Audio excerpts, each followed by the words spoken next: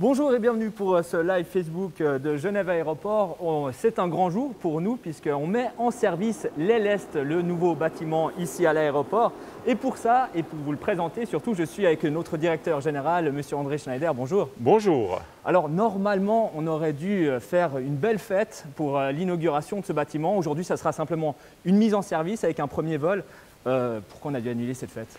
Comme vous le savez tous, on a l'arrivée d'une nouvelle variante. Il y a quand même les cas qui continuent d'augmenter. Alors avec toutes ces restrictions qui se présentaient, il nous semblait pas vraiment adapté de vouloir faire ça avec une fête d'inauguration.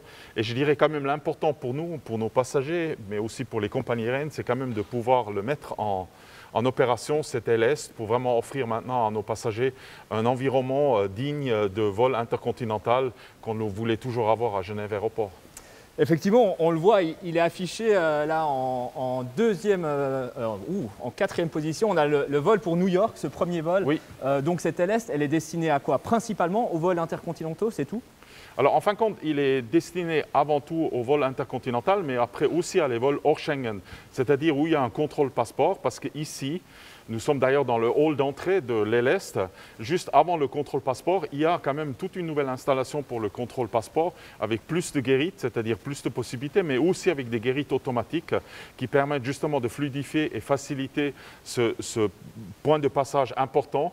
Et de ce fait-là, nous allons aussi avoir des vols pour l'Angleterre d'ici, des vols pour la Russie, l'Israël, le nord de l'Afrique et aussi les pays du Balkan. Donc tout ce qui est non Schengen. Je vous propose qu'on aille voir en Oui. fait ces différentes guérites. Donc là, on est dans le hall d'entrée. Effectivement, c'est la toute première partie que les passagers vont découvrir Tout à en fait. arrivant dans l'Est. On a donc sur notre gauche à nous, on va dire ce qui est classique, ce que les gens connaissent, c'est-à-dire des guérites de contrôle aux frontières classiques avec des douaniers dedans.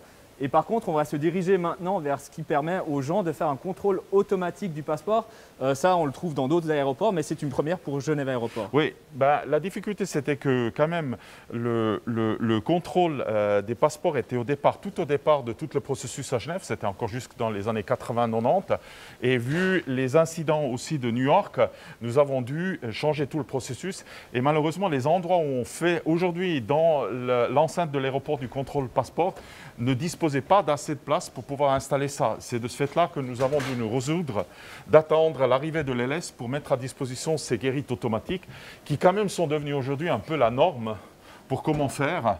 Et de ce fait-là, c'est vraiment aussi important de pouvoir mettre en œuvre l'Elest pour pouvoir offrir ce type de service qui finalement est attendu de tout passager qui vole hors Schengen dans des aéroports normaux et modernes.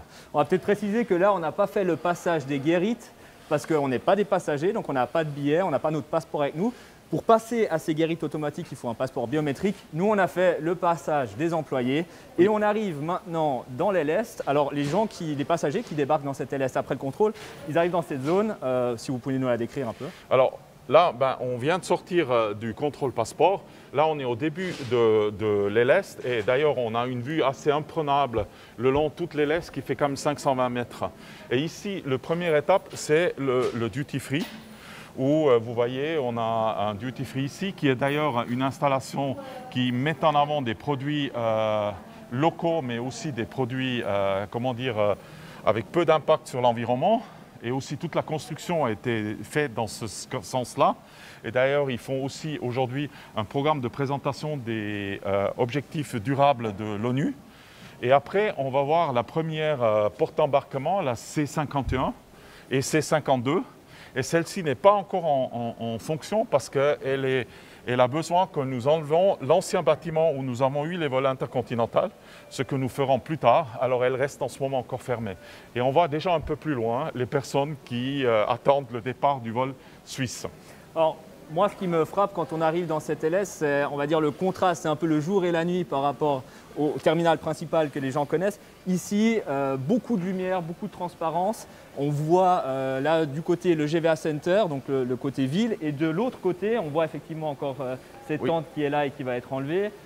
Mais surtout, on voit la piste et malheureusement, on a le brouillard aujourd'hui, on voit le Jura. C'était une volonté de faire quelque chose où on donne peut-être un accueil et une vision une belle vision de Genève avec ce Jura en fond et ces choses comme ça? Je dirais d'abord, c'est vraiment, ça démontre notre situation parce qu'il faut quand même dire le terminal principal a été construit en 68, où déjà dans les hauteurs on a fait beaucoup moins haut.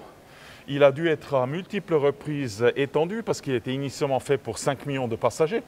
En 2019, juste avant la crise, on a atteint presque 18 millions. Et ici, c'est vraiment la première fois où on a pu faire des salles d'embarquement dans le style comme on fait aujourd'hui un aéroport. Je dirais même on est allé un peu plus loin parce que c'est quand même une construction assez spéciale parce qu'un des défis qu'on a, c'est qu'on manque de place. Alors on a dû vraiment créer un empiètement minimal sur le tarmac parce que comme les avions sont devant et derrière est directement un de nos taxiways, c'est-à-dire d'où viennent les avions, où partent les avions, il fallait éviter que les avions quand même de taille plus grande ici, des vols intercontinentaux, dépassent qu'on a plus utilisé le taxiway comme on le fait aujourd'hui. Et ça a fait cette construction assez spéciale qui est 520 mètres de long, mais que 20 mètres de profond et 20 mètres de haut. Et c'est fait par un architecte Monsieur Stork, qui est vraiment comment dire, vraiment avec une gesture très, très importante, qui est aussi un peu notre idée à nous. C'est on veut être un aéroport où les distances sont petites, où on est vite là où on veut être et qu'on a une vue de où on est. Parce que nous, quand même, une des qualités qu'on a, c'est quand même toute cette région, comme vous l'avez mentionné, avec le Jura, le côté Le Mans et tout ça. Et ça, c'est la première représentation de ça, aussi avec les vitres partout. Et cette construction dans un squelette en acier qui est quand même très impressionnante. C'est vrai qu'elle est belle cette LS, mais elle est aussi construite de façon, on va dire, éco-responsable avec notamment des panneaux solaires sur le toit, un triple vitrage qui permet de mieux gérer la température. Oui. Ça aussi, c'était très important pour Genève Aéroport. Alors, d'abord, c'est très important, mais surtout aussi, pour nous, depuis les années 2014, tous les bâtiments qu'on construit ici sur le site, parce que notre volonté de réduire notre impact environnemental est très, très forte, tous les bâtiments génèrent plus d'énergie qu'ils consomment. Alors ici, comme vous l'avez dit, c'est fait par 7000 m² de panneaux solaires sur le toit, mais aussi 110 sondes géothermiques dans le sol, et aussi, à moyen terme, la volonté de brancher ça plus sur notre station de chauffage qui est à Oumazou, mais sur Génilac, qui va utiliser l'eau du lac avec des pompes à chaleur. Alors, quelque part, c'est encore un bâtiment, parce qu'on a déjà fait un certain nombre de ce type-là, qui montre un peu le futur de Genève Aéroport. Comme ça, c'est aussi un bâtiment pour le futur, parce qu'il veut faciliter et améliorer le service pour les vols intercontinentaux, et c'est vraiment là le domaine où nous voulons encore nous développer. D'ailleurs, je profite peut-être pour ceux qui nous écoutent de poser vos questions dans le live Facebook. On pourra en poser quelques-unes à M. Schneider qui est à mes côtés là. Oui. On est en train d'arriver gentiment. On a entendu le dernier appel pour l'embarquement de ce vol suisse. Oui. C'est important de peut-être travailler avec Suisse pour cette inauguration qui aurait dû être une fête normalement. Maintenant, c'est une mise en service, mais de collaborer avec Suisse et ce vol Genève-New York qui est quand même emblématique.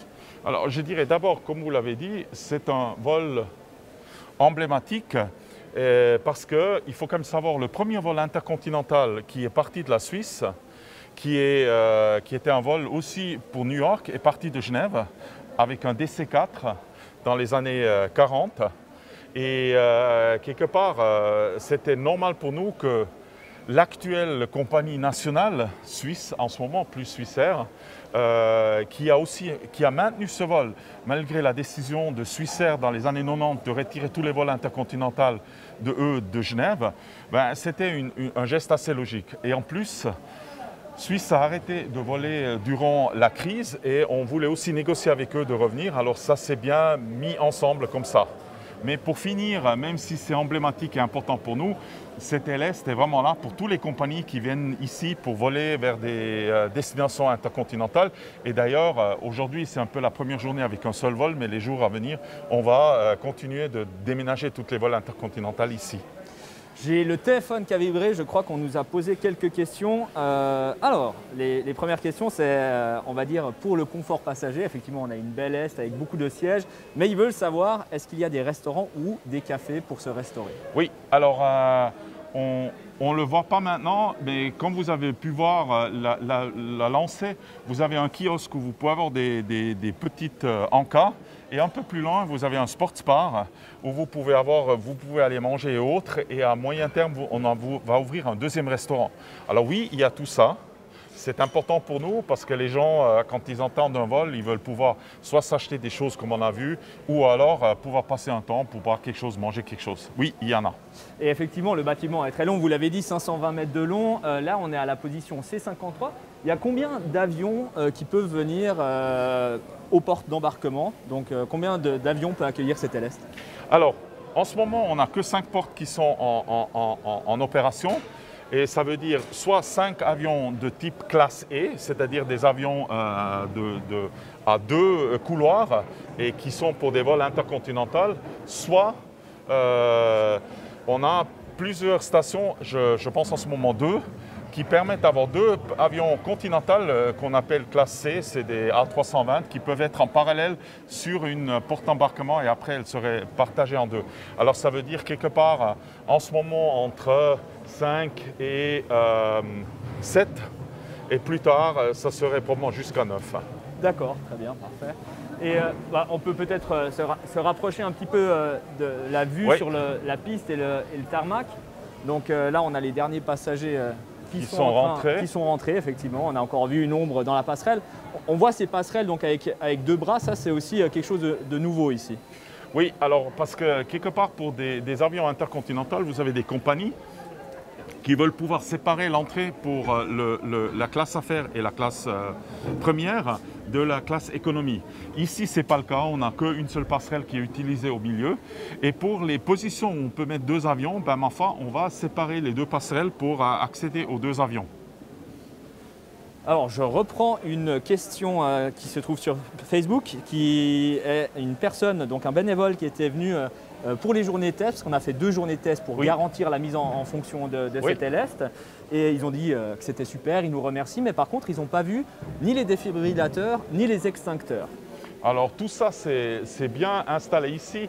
Alors maintenant, vous me posez trop de questions parce que je ne suis pas un des personnes qui gèrent les opérations, mais tout ça, c'est présent ici et qui est accessible, qu'on puisse immédiatement intervenir, mais c'est la formation du personnel qui travaille ici dans l'LS, qui sait où ils sont, qui peuvent intervenir et après, ils vont naturellement appeler directement nos propres personnes des ambulanciers qu'on a ici et le service médical pour pouvoir intervenir dans le cas où il y aurait un cas médical. Et pour le feu, il y a tout un système qui est intégré ici, aussi avec des sprinklers et tout ça. On les voit ici au plafond, effectivement. Oui, qui fait que normalement, on doit avoir quelques bonbonnes pour pouvoir faire ça, mais en finalité, c'est géré d'une manière beaucoup plus globale, aussi avec l'enlevé de la fumée et tout ça. Effectivement, d'ailleurs pour la 2e journée de test ORAT, on avait fait une évacuation et ça c'était aussi une première où on a évacué énormément de monde. C'était la possibilité avec ce nouveau bâtiment de le faire.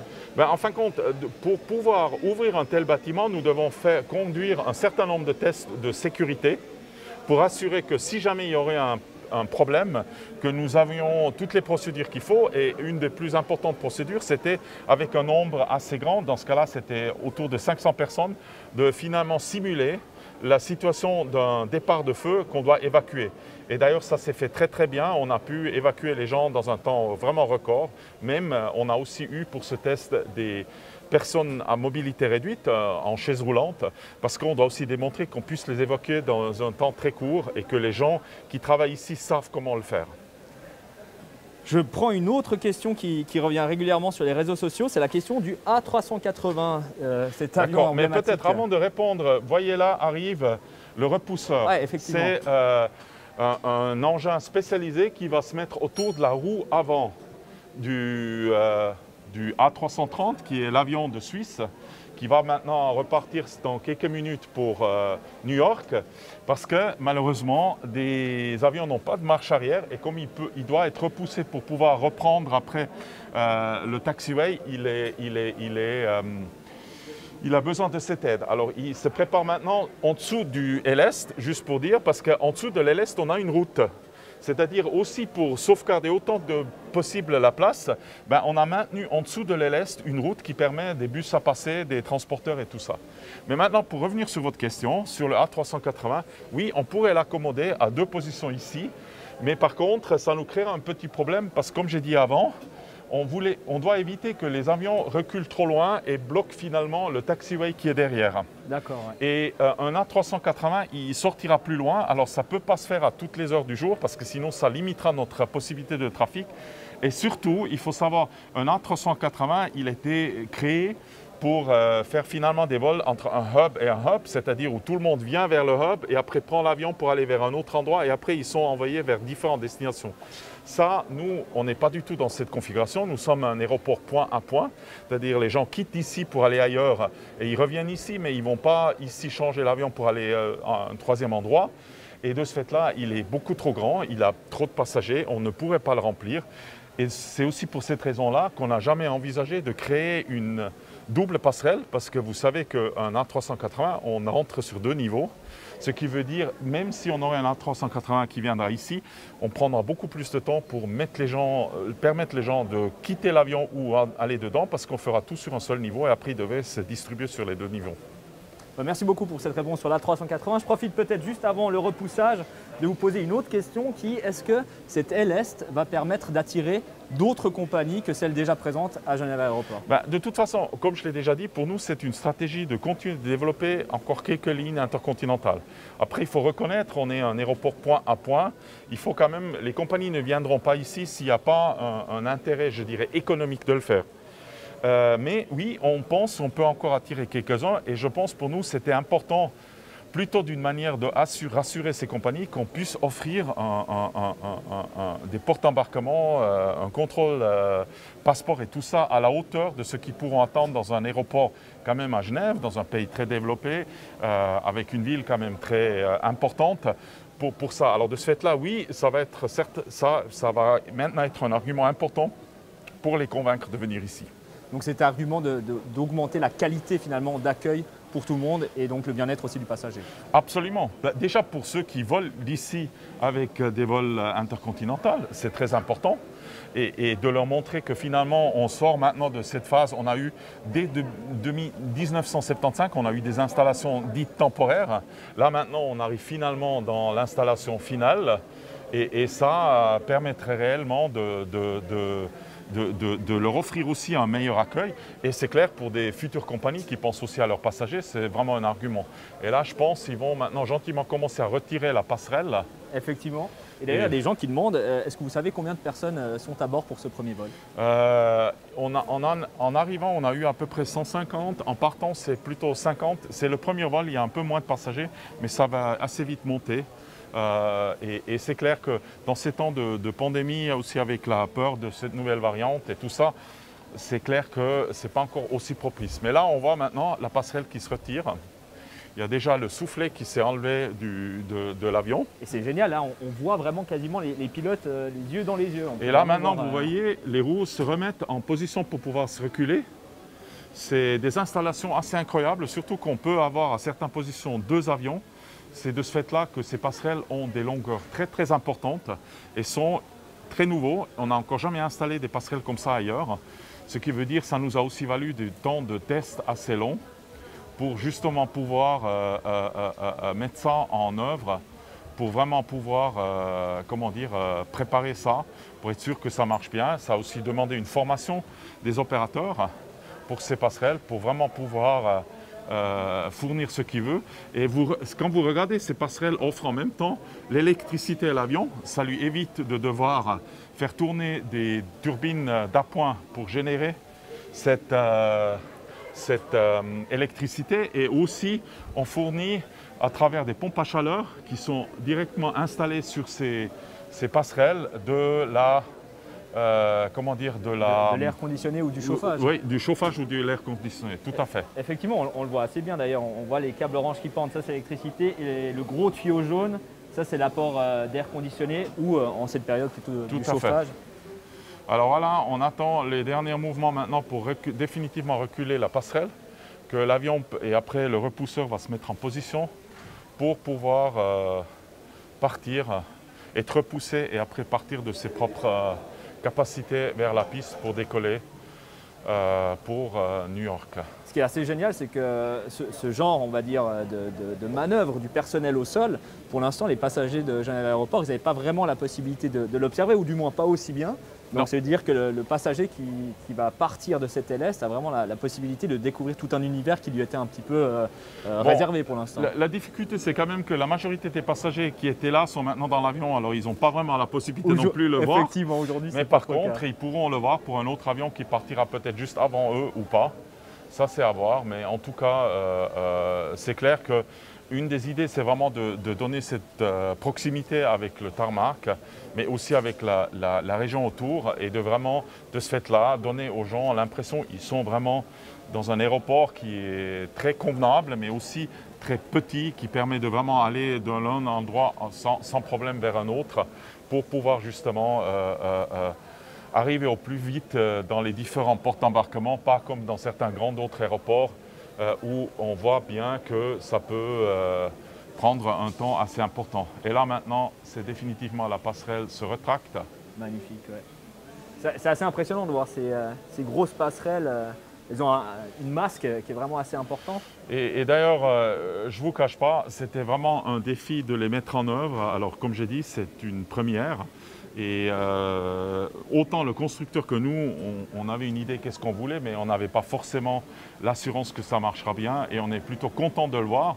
Après, il y a aussi vraiment toute une formation à faire pour les personnes qui les opèrent, et on a passé des mois maintenant pour faire la formation, parce que ce n'est pas quelque chose qu'on peut faire aussi simplement. Mais là, elle se retire très bien, le repousseur se met en position pour quelque part prendre les roues avant.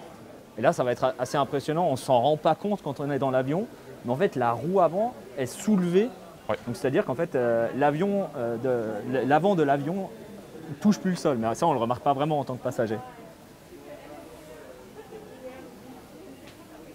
Et on le voit un peu partout sur nos droites où on a du personnel. Oui, alors je dois dire aujourd'hui, on a probablement plus de personnel que de passagers. Mais je dois quand même dire, c'est un projet qui a commencé en 2009.